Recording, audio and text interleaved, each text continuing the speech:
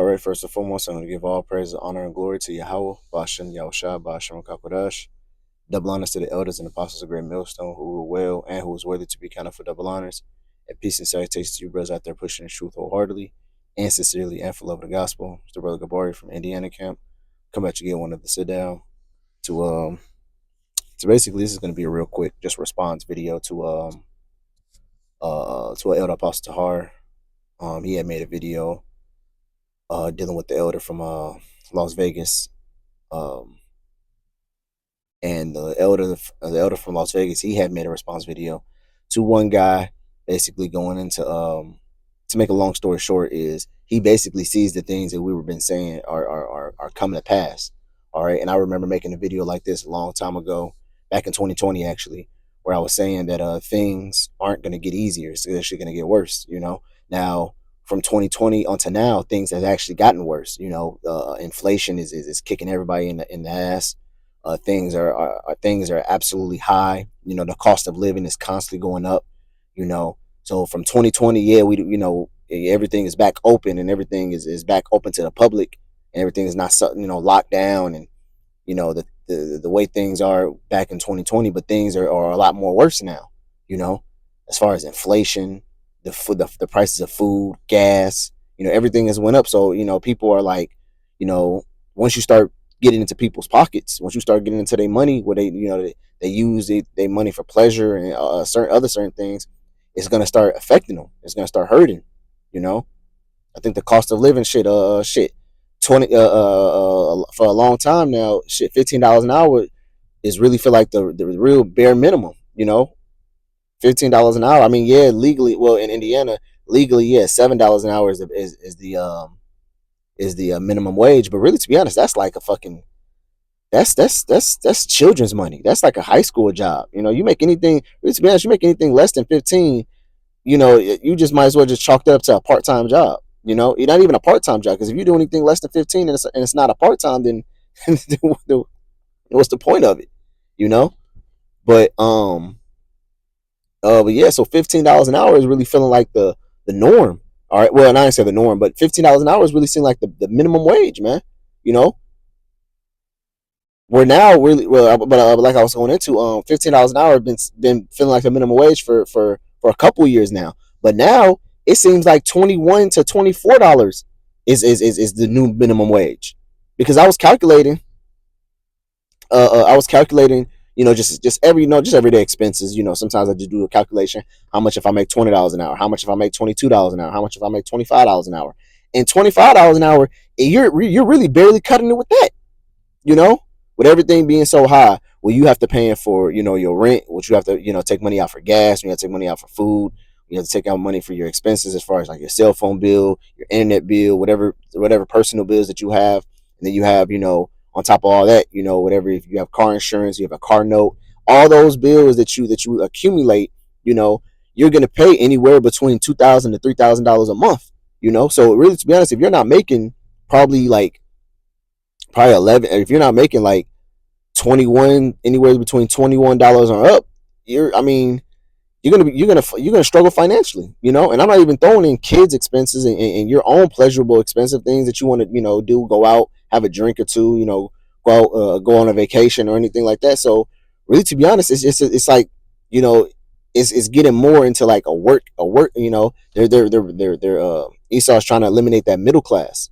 All right, so where middle class is being completely eradicated, where it's just going to be the workers and luxury, the people, the rich and the poor, so to speak, and but to get back into the point, I fell way off from the point, but anyways, yeah, the elder was doing a video on a guy. Basically, he's at the end of the guy's video, he said, hey, you guys remember the Hebrew Israelites, about years ago or whatever, and he said, isn't it safe to say that they're right? The things that they've been saying has been coming to pass. And the things they've been preaching about, it seems like it's happening. They said things was going to get worse. They said, hyperinflation was going to hit.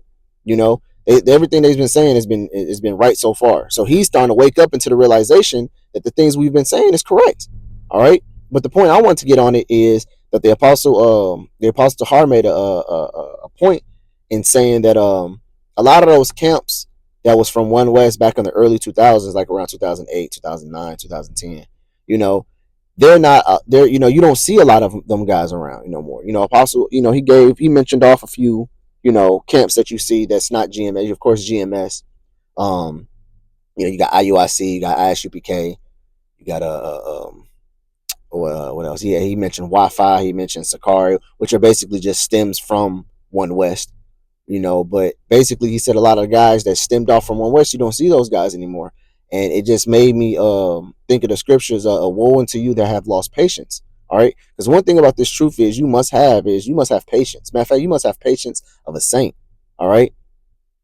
And the thing is, the longer you're in this truth, the more patience that it grows. Because guess what? If you're pushing in this truth 10, 15, 20 years, you're gonna, you're gonna have demons plague you in the mind. Like I told you, is it gonna happen? Is the hell gonna hit?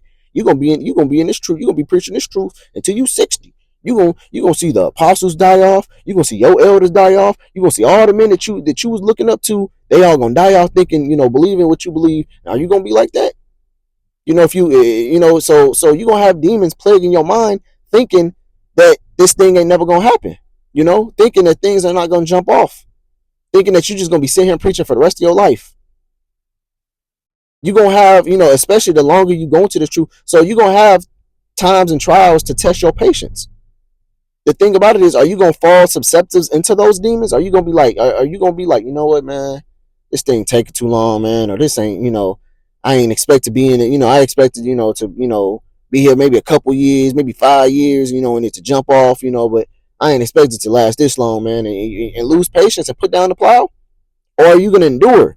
Or are you gonna, you gotta think, when the Lord set up prophets and when the Lord set up men, it was rare that it jumped off right then and there.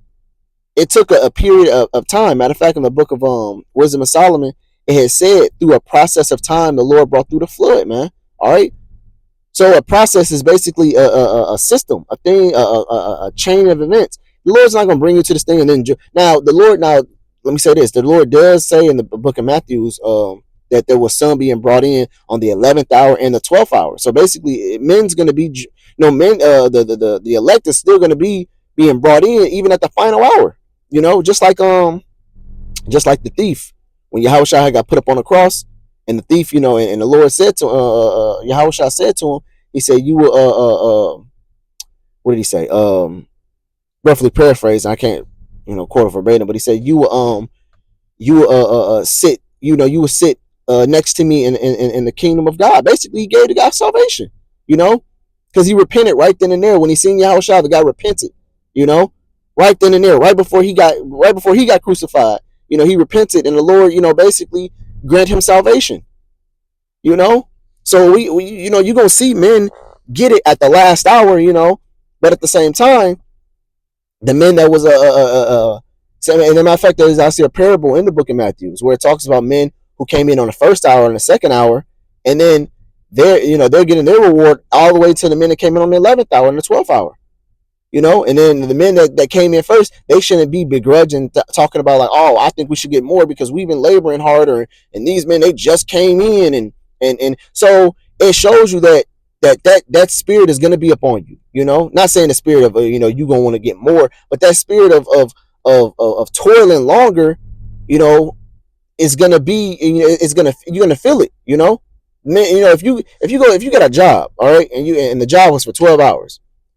And you got men showing up hour one, or 30 minutes before, an hour before the work shift start, all the way until, the 12 hours. And then you got men showing up, hour 11, hour 30 minutes before the end of the shift. And those men get the same pay or the same wages as the men that was worth at the beginning. The scripture's talking about, hey, you shouldn't be feeling like, oh, I think I should get more. I think because I labored more, I put in more, I should get more. No, you should have a spirit like, hey. And then the brothers that did come late, they said, listen, did we not all agree to the same penny? Did we not all agree to, hey, we getting salvation?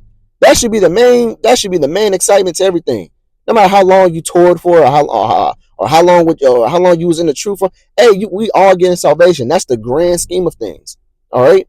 But it shows you that the men that came in first, they're gonna feel tired. All right, they're gonna feel exhausted.